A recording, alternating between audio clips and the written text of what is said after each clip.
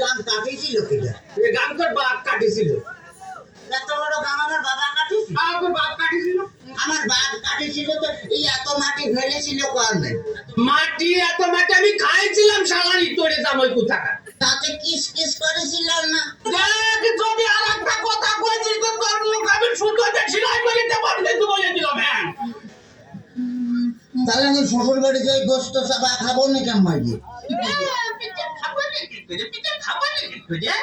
এত বাদ জামা জ্বালাতে জ্বালাতে আসতেছে তাতে আমার সহ্য হচ্ছে না তুই বুঝতে পারতেছিস না। আসুন তোর এই শাশুড়ি আর তুই বাবা এদিকে চলে বাবা পিঠে বানাইছে তো ভারী মজা। শ্বশুর বাজার কি বিয়ে করেছেন? দেখ তোর কথা ধন বিয়ে করেছি কিনা বিয়ে না করে তোরটা আসলো কোন দিয়ে আমারই তোরে থাকো টাকা। আপনার কোনো ছেলে বিয়ে হয়নি শ্বশুর বাজার?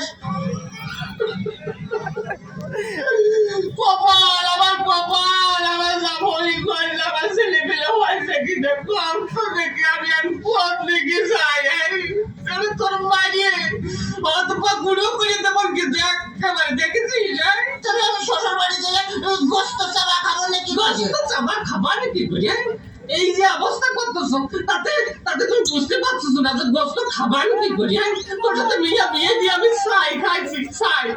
ছাই খাতে গেলেন কা? আমার কাছে কলি তো 10 কেজি চাল পাঠা দিতাম।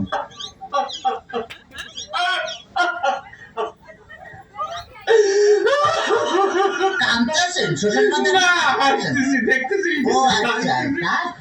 আমার যদি কথা বলিতে তোর আমি একদম সাথে দিয়ে বাইরে দাঁত ভেঙে বেলা তোমার একেবারে দেখছে না ওই তাহলে তো বলে আমি যে দাঁত ফেলা দিলে আমি গোস্ত চাপা খাবো না কেমন মাঝে? তো দোহাই লাগে আর কথা কইছে তোর দুইটা হাতে ধরেছি তোর দুইটা পায়ে ধরেছি আমি কথা কইছি আর কথা কইছি শোন শোন এই ঘটনা হচ্ছে কি যে এভাবে জ্বালাতন যদি করিস তাহলে আর আমি পারবো না আমি ৬৮,০০০ গ্রামের মেয়ের বাপকে বলবো যখন মেয়ের বাপরা তোমরা আমার মতো এরকম হারামজাদা সওয়ালের সাথে বিয়ে দিয়ে না। মেয়ে বিয়ে দেওয়ার আগে ভাবিয়ে থাকবা যে সেই মেয়ের জামাই ভাত কাপড় দিতে পারে কিনা, জামাই বাড়ি ঘর আছে কিনা,